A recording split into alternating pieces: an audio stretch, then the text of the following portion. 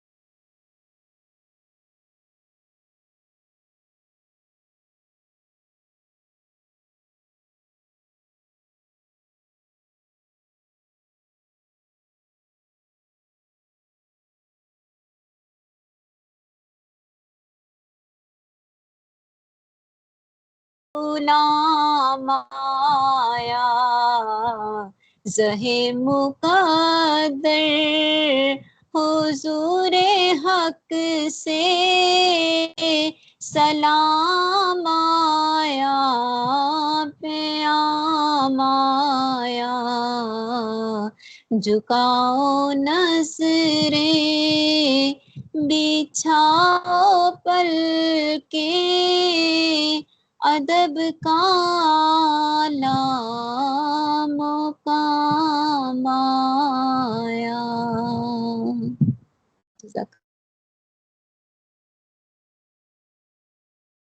माशाल्लाह, जज़ाकल्लाह, अल्लाह ताला आपको अजर खैर दे। जी, कल हमने लीड की थी, आज हम जो सर ने पोस्ट की सूरत में उर्दू जनरल बार बार सेंड की है उसको करेंगे और उसके बाद जनरल नॉलेज करेंगे। तो हमारा उर्दू जनरल का सबसे पहला सवाल ये है कि सरफरस्त किसकी फरमाइश पर लिखी गई। अगर जवाब की बात करें तो इसका जवाब है अब्दुल्ला कुतुब शाह। उन्होंने फरमाइश की थी। फरमाइश किससे की थी? वजही से। अब वजही कौन थे? वजही एक शायर थे और इन्होंने 4 बादशाहों का दौर देखा है। अगर बात करें पहले बादशाह की तो वो इब्राहिम कुतुब शाह थे। इसके दौर में ये पैदा हुए और कुली कुतुब शाह के दौर में बहुत ज्यादा नाम पाए। इब्राहिम कुतुब, इसको याद रखें कि इब्राहिम के दौर में पैदा हुए, कुतुब शाह के दौर में नाम आवरी हुई।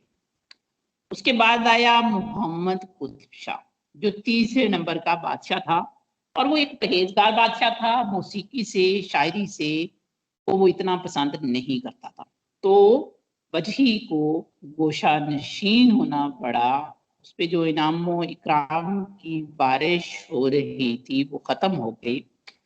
आखिर में अब्दुल्ला कुतुब शाह आया तो उन्होंने दोबारा वजही को दरबार में बुलाया और उन पर इनाम व इकराम की बारिश शुरू हो गई और उनसे फरमाइश की सब रस रखने की। यानी चौथा बादशाह कुतुब शाह खानदान का जो था अब्दुल्ला कुतुब शाह, उसने फरमाइश की थी तो वजही ने सबरस लिखी थी। अब सबरस है क्या? उर्दू की पहली तमसीली और नसरी दास्तान है। 1635 में लिखी गई। किरदारों की बात करें तो 76 किरदार हैं। कहानी इसमें बयान की गई है तसव्वुफ की, इखलाकियात की, और ये तबाजाद नहीं है बल्कि सबरस को अखज किया है फताही निशापुरी की एक मसनवी थी दस्तूरुल शाह, यानी वो नज़म की सूरत में थी। किस्सा हुस्नुद्दीन भी उसे कहते हैं। वहां से जो वजही है उन्होंने ये कहानी ली और उसे नसरी सूरत में ढाला। कहानी क्या है? इश्क और हुस्न की कहानी है और आबे हयात की तलाश का एक तमसीली हिस्सा है। तो जो याद रखने की बात है वो आपको पता चल गया है कि 1035 जो है उसमें ये शुरू हुई और उसके बाद इसकी मुकम्मल कहानी जो है वो बयान की गई है। अगले सवाल की बात करें तो ये है मसनवी सैफुल मलूक और बदियो जमाल।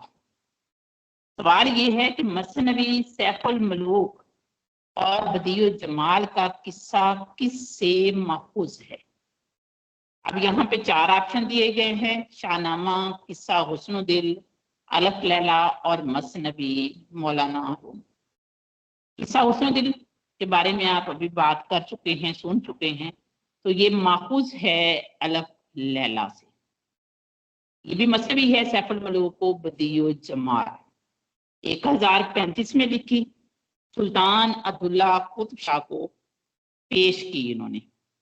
अब अब्दुल्ला कुतुब शाह के बारे में अभी मैंने बताया है कि ये चौथा बादशाह था और इन्हें खिताब मिला। इसको जब उन्होंने पेश किया तो इन्हें मलकुल शोहरा का खिताब मिला।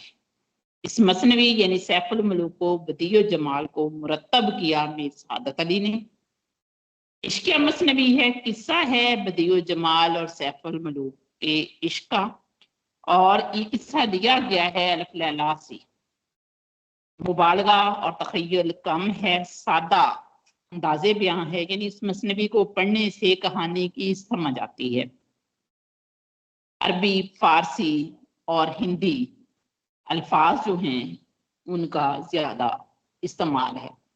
अब एक बात जहन में रखिएगा कि सैफुल मलूक और बदियो जमाल और सबरस दोनों लिखी गई अब्दुल्ला कुतुब शाह की फरमाइश पर, जो कुतुब शाही दौर के चौथे बादशाह थे। पहले इब्राहिम, दूसरे कुतुब शाह, तीसरे मोहम्मद और चौथे अब्दुल्ला कुतुब शाह।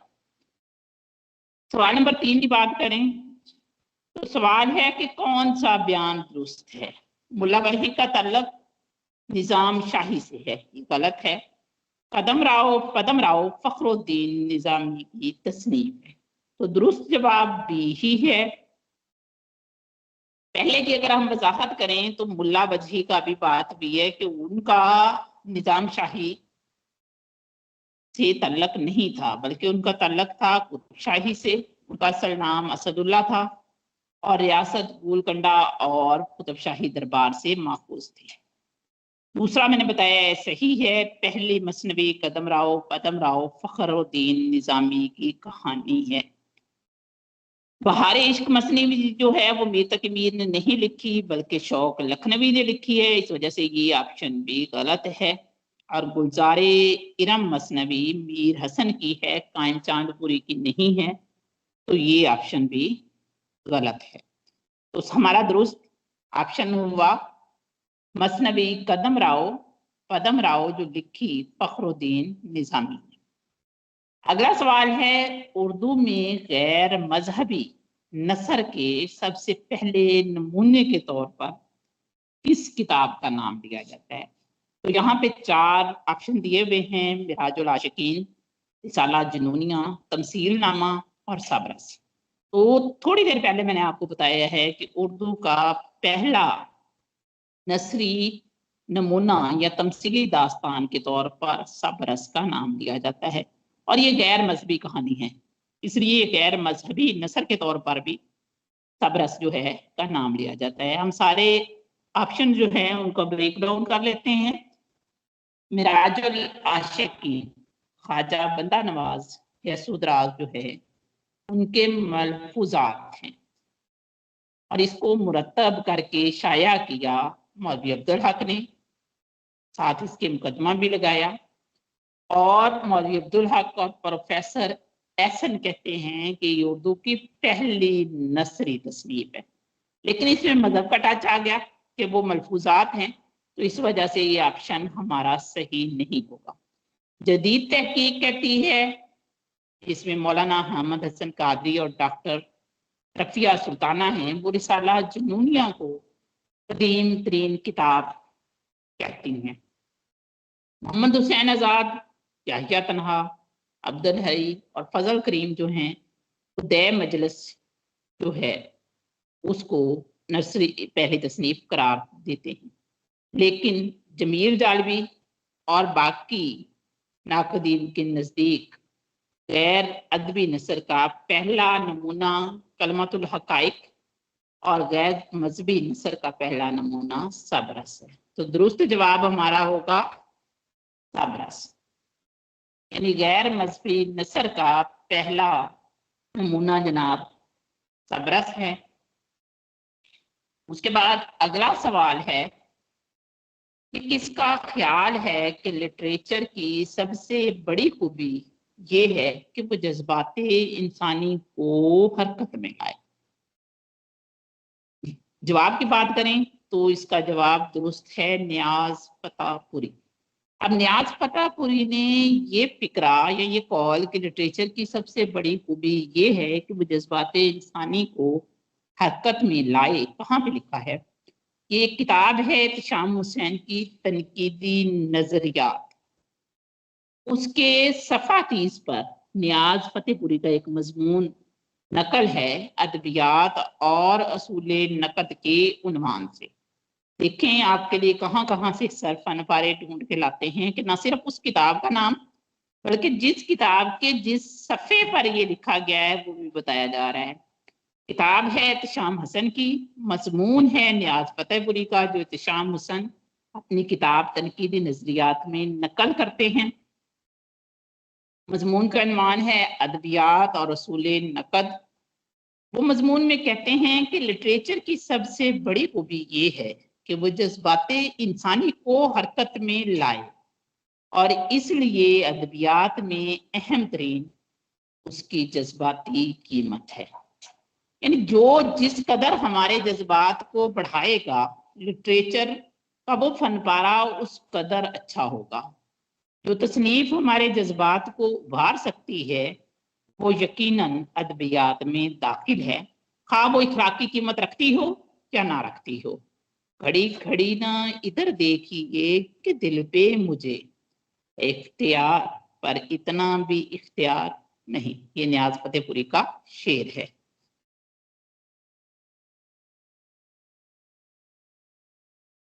अगले सवाल की बात करें तो एक शेर है कि रोशन है इस तरह दिले सोजा में दाग एक उजड़े नगर में जैसे जले है चिराग।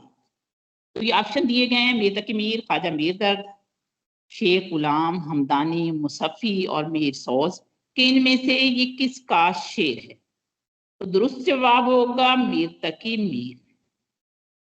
शम्स रहमान फारूकी की किताब है मीर तकी मीर पे, ये उसमें उन्होंने बताया है कि जब ये शेर मीर से मंसूब किया गया तो ये शेर उन्हीं का है। इस शेर में इल्म बयान जो है अगर उसको देखें तो उसके लिहाज से तशबीह है कि रोशन है दिले सोजा में दाग एक, यानी दिल का जो दाग है वो उस तरह रोशन है, उजड़े नगर में जैसे जले है चिराग है। जैसे उजड़ा नगर हो और उसके अंदर चिराग हो, तो सिर्फ चूंकि वहां कुछ नहीं है, सिर्फ वो चिराग की रोशनी है जो हर तरफ रोशनी करेगी। तो तशबीह दी है दिले सोजा या जख्मी दिल के दाग को उजड़े नगर के चिराग से। दाग देखें जब बहुत गहरा होता है तो पक पक कर सुनहरी रंग का हो जाता है। इसी तरह चिराग की रोशनी भी सुनहरी होती है। दाग और चिराग देखें ये काफी हैं, एक प्रतीक है। बी तक मीर का शेर है, शेरे शोर अंगेज में शम्सुर रहमान फारूकी ने ये बयान किया है। अगला सवाल है,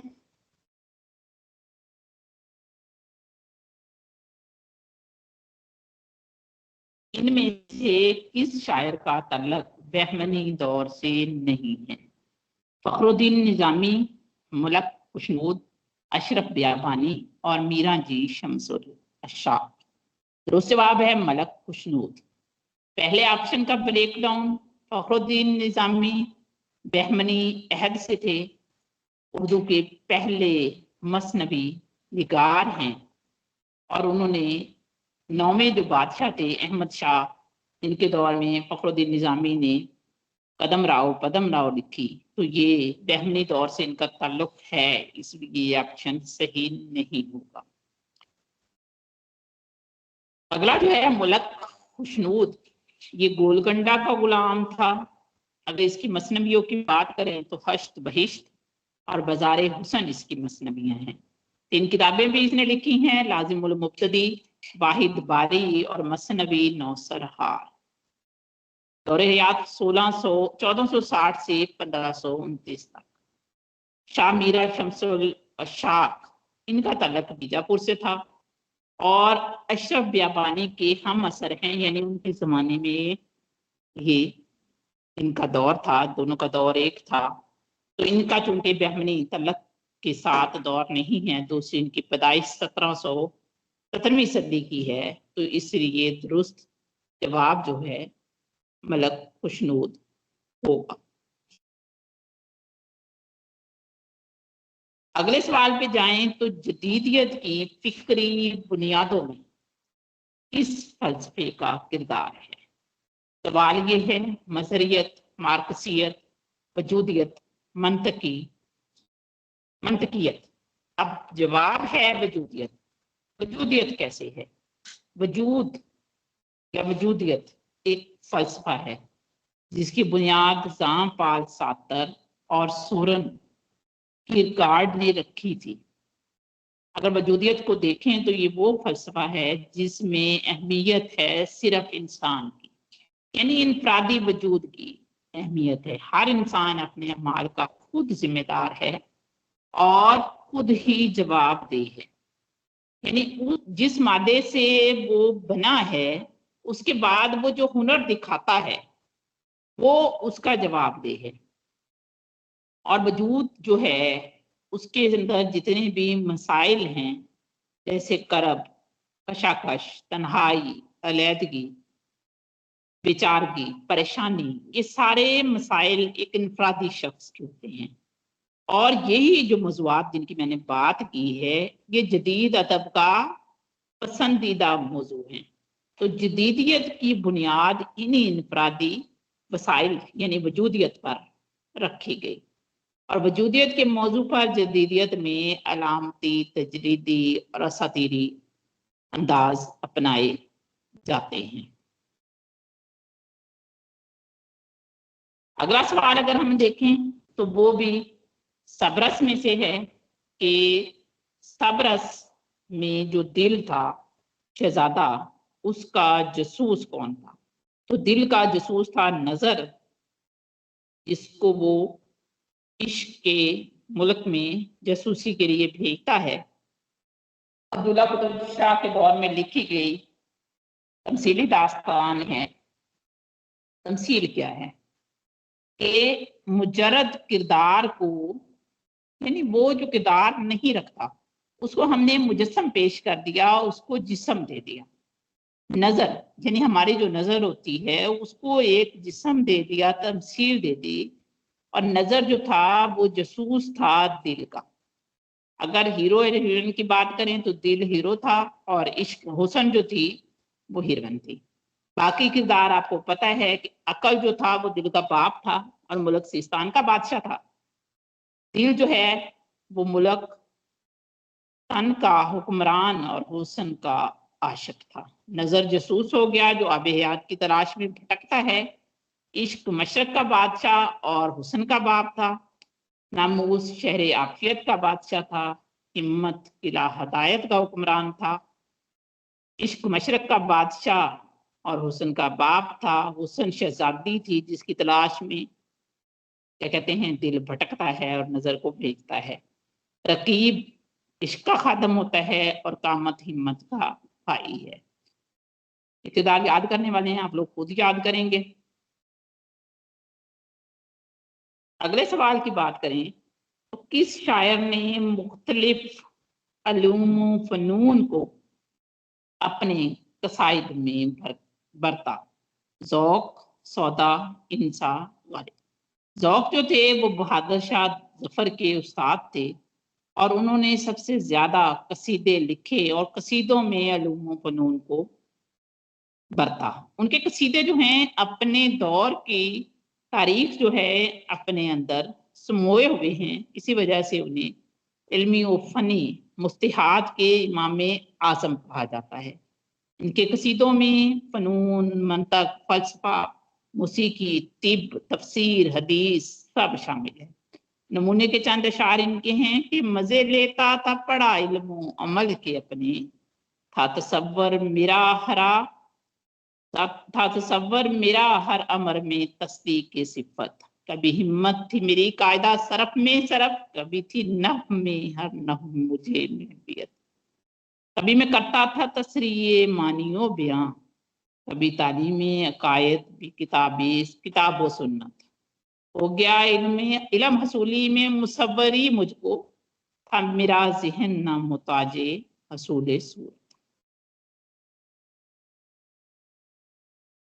सवाल नंबर 11 की अगर बात करें तो ये सवाल है कि किस शायर को तारीख गोही पर भी मलका हासिल था? तो तारीख गोही इमाम मोमिन की सिफत थी। तारीख पैदाइश की बात करें तो 1800 में दिल्ली में पैदा हुए। वालिद का नाम हकीम गुलाम नबी था। खानदानी हकीम थे मोमिन, शतरंज के खिलाड़ी थे। जहानत बहुत पाई थी, हाफजा बहुत अच्छा था। अरबी और फारसी के आलम थे। इल्म रमल और इल्म नजूम भी जानते थे और जो बात कह देते थे वो पूरी होती थी, यानी इनकी पेश गोइयां दुरुस्त होती थी। इन्होंने बता दिया था कि मैं फलां तारीख को फलां दिन को फलां वक्त मर जाऊंगा और उसी तारीख को ये छत से गिर कर मरे थे। दस्तो बाजू बाशिकिस्त 1268 इन्होंने मरने से पहले कही थी और ठीक 5वां बार उसी तारीख को आपका हुआ था। पशीन गोइयां इनकी जो दुरुस्त साबित हुई थी। अपने भतीजे के बारे में इन्होंने बताया था कि लाहा अजरुन अजीम के उसकी वफात 1260 हिजरी में होगी। अपनी तारीख की पैदाइश निकाली थी इन्होंने कि दस्तो बाजू बाशिकिस्त 1268। वालिद मोहतरम की तारीख वफात इन्होंने बताई थी कि गुलाम नबी बेहक पेवस्त 1241 और शाह अब्दुल अजीज की वफात की तारीख बताई थी कि दस्ते बेदाद जल्द से बेसरोपा हो गए, यानी 1239। और रूपे अबजद के एतबार से आप निकाल सकते हैं और इनकी ये पेशीन गोइयां जो हैं वो सही साबित हुई थी।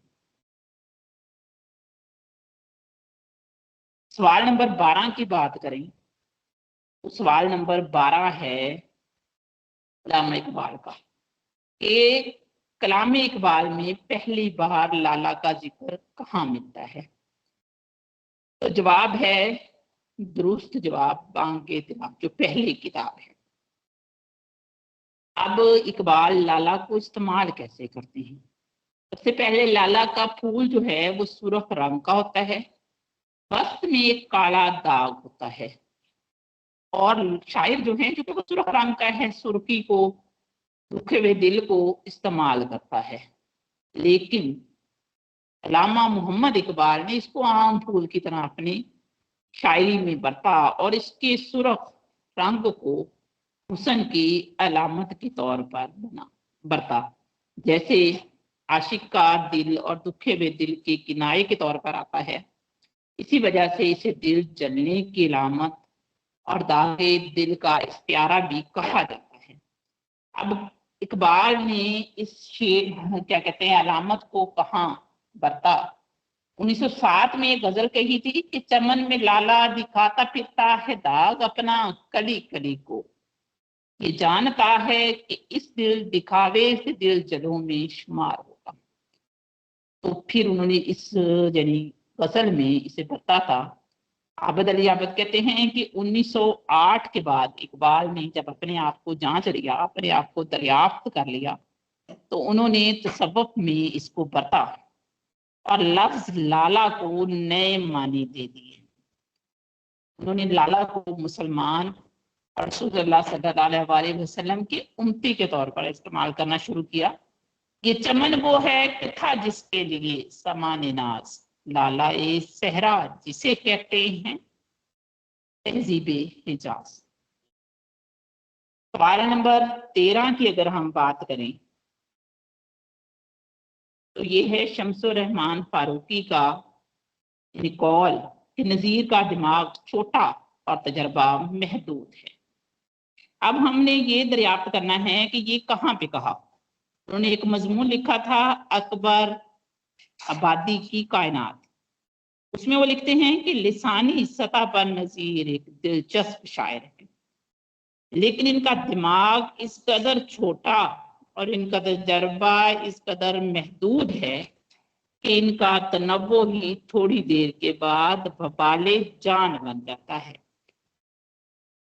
तो ये मजमून अकबर आबादी की कायनात में शम्सुर रहमान फारूकी ने कहा है।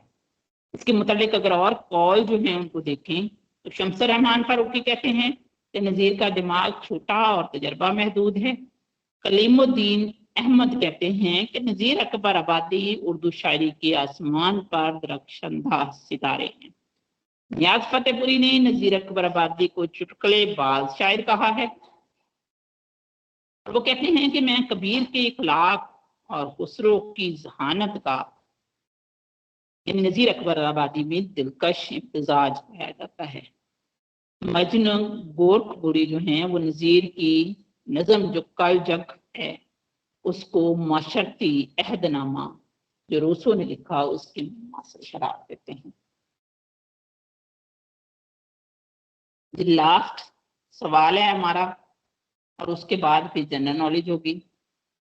खड़ी बोली के मुकाबले में शोरसिनी, अभरनश और प्राकृत किसकी जानशीन है? तो ये बिरज भाषा है।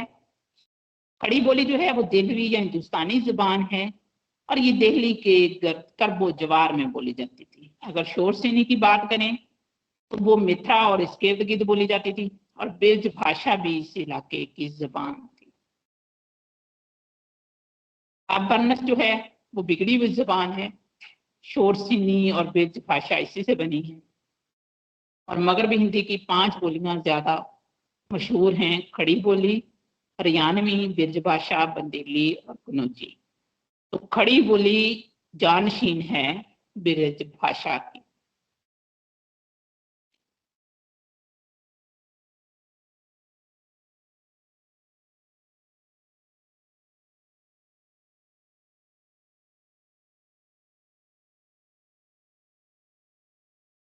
जी मिस रुखसाना आप मौजूद हैं?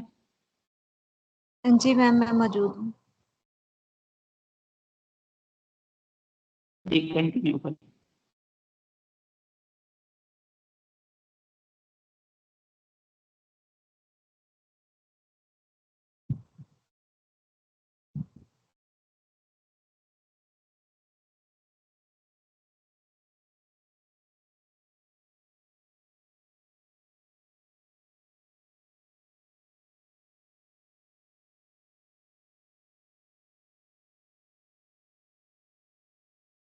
जी बिस्मिल्लाहिर्रहमानिर्रहीम।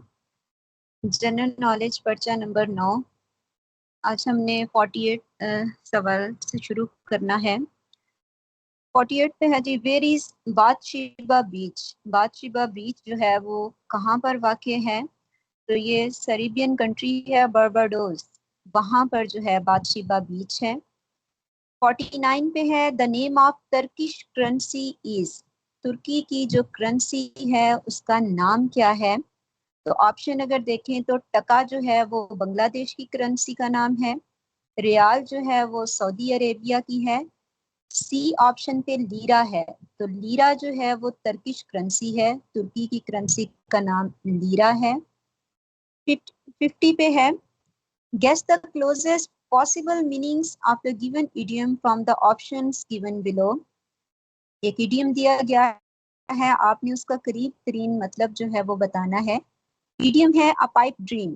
पाइप ड्रीम का मतलब होता है ऐसी उम्मीद या ऐसा मंसूबा जो कभी भी पाया तकमील पर ना पहुंच सके, कभी भी मुकम्मल ना हो सके, तो उसको कहते हैं पाइप ड्रीम। डी ऑप्शन ठीक है, अ होप और plan that will never come true. 51 पे है, a person who has unusual habits is called. वो इंसान जिसकी आदत जो है वो गैर मामूली हो, आम लोगों से हट कर हो, जिसके जहन में ये कहने के फितूर हो, तो उसको क्या कहते हैं? तो ए ऑप्शन इसका ठीक है, इसेंट्रिक। 52 पे है, the incumbent foreign minister of Afghanistan is. 2022 में अफगानिस्तान के फॉरेन मिनिस्टर थे आमिर खान मुत्तकी। 53 पे है, dash is the current federal minister of maritime affairs. Maritime affairs, maritime का मतलब होता है कि समंदरी हदूद और उनसे रिलेटेड जितने भी मामलात हैं उस पर जो मिनिस्टर होता है उसको हम जो है वो मैरीटाइम अफेयर्स मिनिस्टर कहते हैं। तो पाकिस्तान के 2022 में जो federal minister of maritime affairs थे वो सैयद अली हैदर जैदी थे, जबकि 2024 यानी अब जो मौजूदा फेडरल मिनिस्टर हैं मैरीटाइम अफेयर्स के, वो कैसर अहमद शेख हैं। 54 पे है, who said all history is the history of class struggle. ये किसने कहा था कि जितनी भी तारीख है वो किसी एक क्लास की जो है वो जदोजहद की तारीख है? तो ये कहा था कार्ल मार्क्स ने। D option, none of these ठीक है। 55 पे है, in Pakistan annually sugar consumption per capita is estimated as.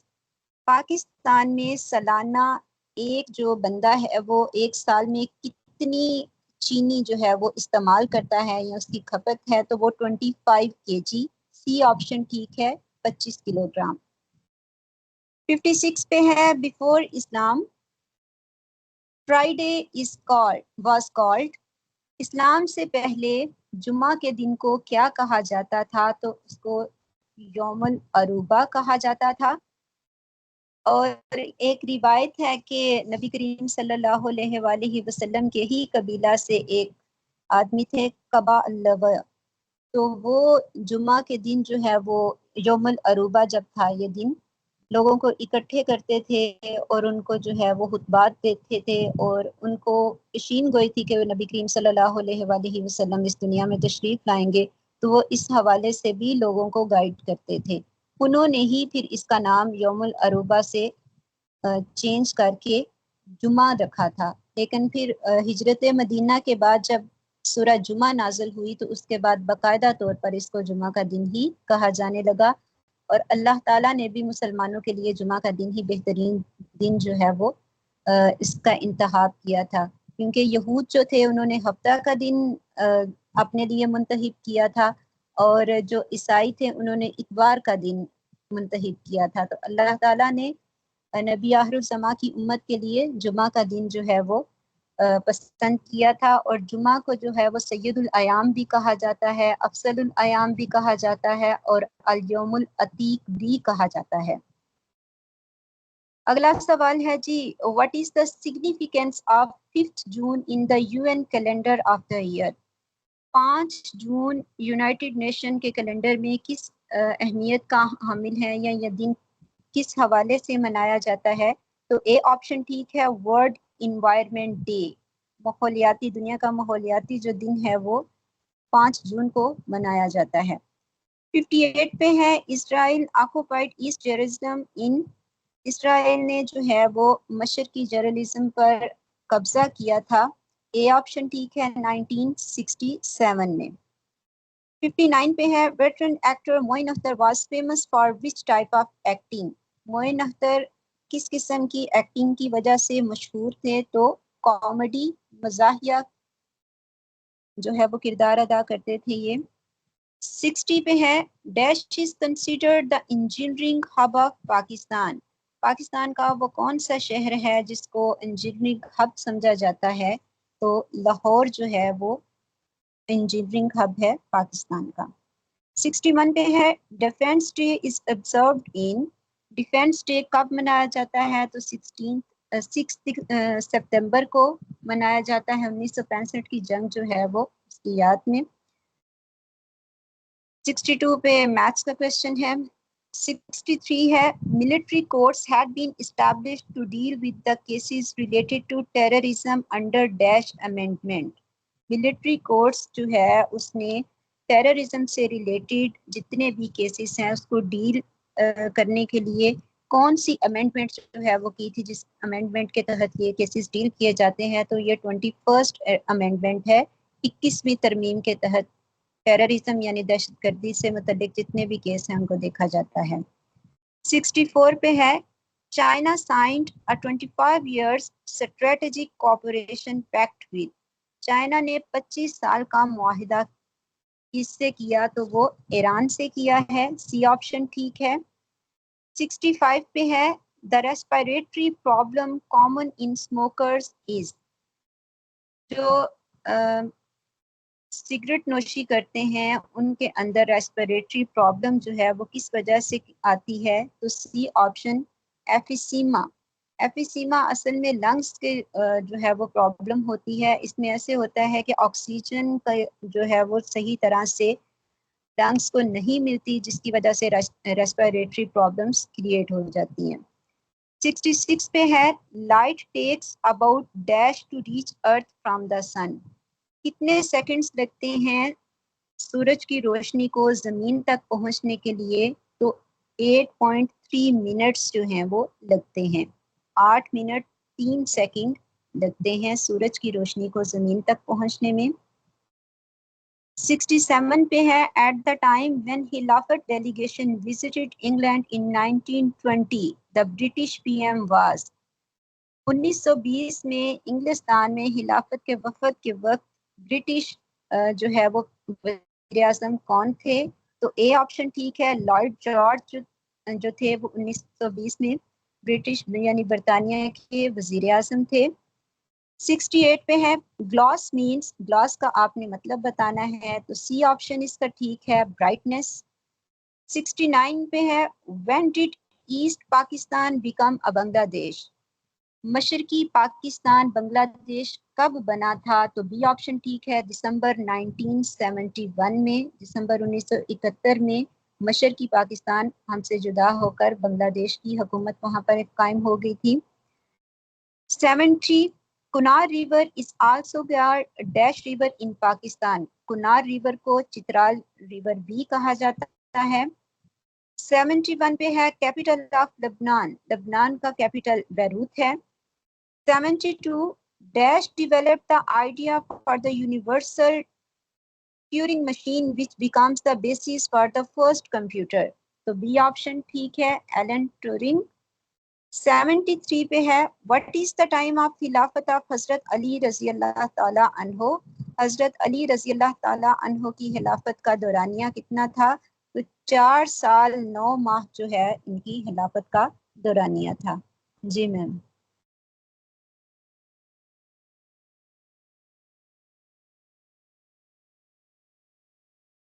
जी जज़ाकल्लाह, माशाल्लाह, जबरदस्त। खैर मैंने उर्दू जनरल पढ़ाई है कल, यहाँ आज पढ़ाई है, तो ये जो सिलसिले सर के दोनों हैं, मैं कहती हूँ इल्म का खजाना जमा है इनमें, तो इनको तो लाजमी तैयार करें। ये मेरा मशवरा है, एक टीचर का मशवरा समझ लें। आपके एक सवाल से पता नहीं कितने सवाल तैयार हो जाने हैं। कोई कुछ और कहना चाहे या कुछ पूछना चाहे तो वो पूछ सकता है।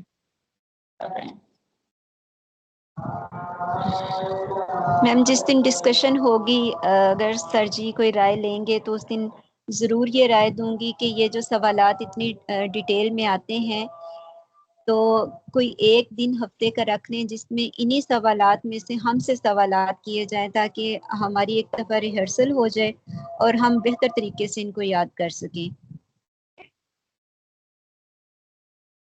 ये ना आज डिस्कशन क्लास ही है, इसीलिए मैंने पूछा है। अभी चल रहा है ना, जी आपको मैम। पता है कि वो बॉयज का पेपर है, तो इस वजह से सारे सिलसिले क्लोज किए हुए हैं। अभी फिलहाल टेस्ट जी पे जी ज्यादा तवज्जो है। अगले मंथ इंशाल्लाह ठीक कोई है। ना कोई इसका करते हैं सिस्टम। ये इस पे सर बात कर चुके हैं, यानी डिस्कशन हो चुकी है। जी बस ये है कि थोड़ा जी आप लोग फ्री दो दो टेस्ट तैयार करते हैं, बल्कि चार चार। अक्सर बच्चे रिक्वेस्ट कर चार रहे चार होते हैं कि टेस्ट मैम मैम एक आजकल क्लोज ना करें, हम बाद में करेंगे रात को। जी जी आजकल तो माशाल्लाह से चार चलें चार जी, किसी और टेस्ट ने है। कुछ पूछना है, कहना है? जी जी।